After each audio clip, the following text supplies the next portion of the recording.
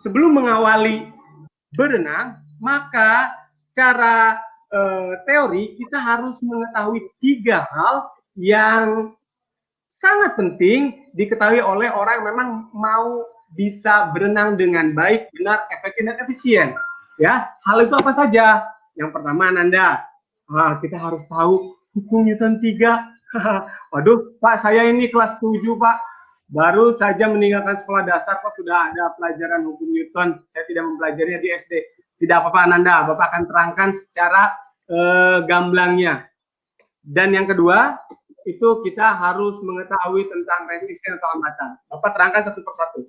Yang pertama tadi Bapak katakan ada hukum Newton 3. Artinya, itu kalau secara teoritis, F aksi sama dengan F reaksi Ananda. Tapi lebih gamblang lagi, maksudnya adalah ketika Ananda memberikan sebuah gaya dengan besaran tertentu kepada satu arah, maka kita akan mendapatkan gaya yang sama besar dengan arah yang berlawanan.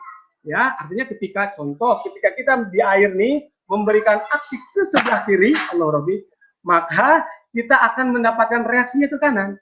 Begitupun sebaliknya, ketika kita memberikan aksinya ke kanan, maka kita akan mendapatkan reaksinya ke kiri. Kalau aksinya ke belakang, reaksinya tentu ke depan. Aksinya ke depan, reaksi tentu ke belakang. Oke, itu hal yang mendasar yang memang harus diketahui Ananda. Kenapa? Karena ini ada ilustrasi nih. Ananda pernah melihat orang yang tenggelam, atau setidaknya orang yang minta tolong ketika dia mau tenggelam, Ananda. Nah, kalau kita bayangkan, itu orang yang melakukan gerakan turun naik ke atas, dia tidak memanfaatkan hukum Newton, Ananda. Contoh, Bapak slow motion kan nih, mungkin kurang lebih seperti ini. Ini air permukaannya di sini. Ketika gerakan tangannya ke bawah, yang terjadi kepalanya pasti ke atas dan dia berusaha untuk mengatakan tolong, kan seperti itu Ananda. Tapi sayangnya tangannya digerakkan lagi ke atas, apa yang terjadi?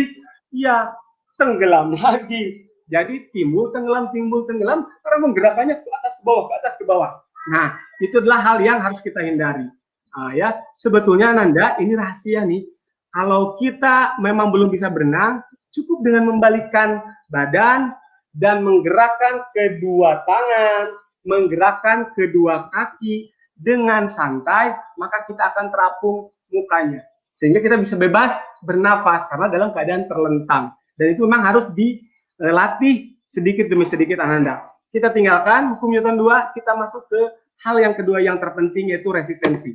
Baik, Bapak ini ada sebuah ilustrasi payung Ananda. Bayangkan sama Ananda, kalau misalkan kita berlari membawa payung Ananda, tentu apa yang terjadi? Apakah akan semakin cepat atau semakin lambat? Nah, ini bukan pertanyaan ya, tapi yakin Ananda semuanya sudah tahu, pasti jadi semakin lambat Pak, berat larinya Pak. Tentu kalau diadu pacu ya kan, balap lari dengan orang yang tak membawa apa-apa, tentu yang tanpa membawa apa-apa dia akan menang. Kenapa demikian? Karena ada hambatan, luas permukaan itu menjadi hambatan dalam berlari. Itu di udara, maaf di darat ada hambatan udara, apalagi di air Ananda. Sehingga maksud resistensi di sini adalah posisikan badan sejajar dengan permukaan air.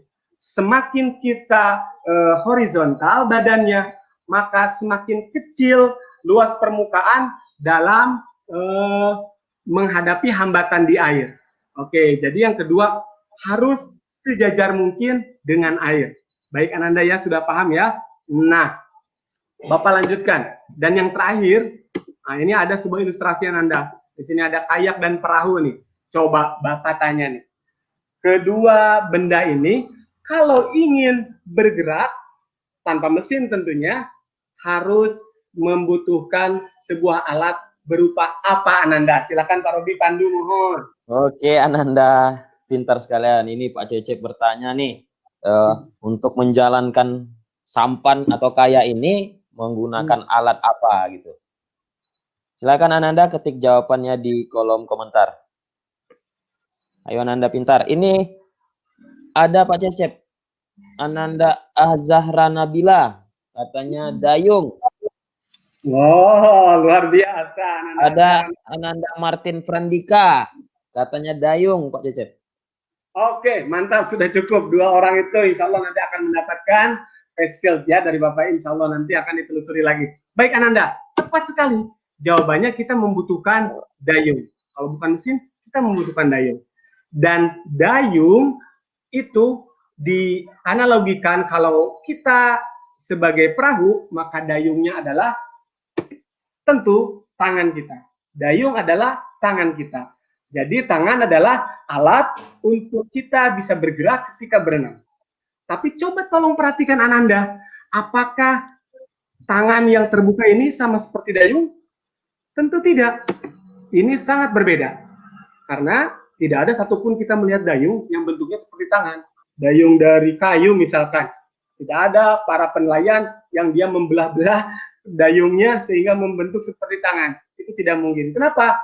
Karena pada prinsipnya Ananda, jika kita berenang itu adalah memindahkan air dari depan ke belakang.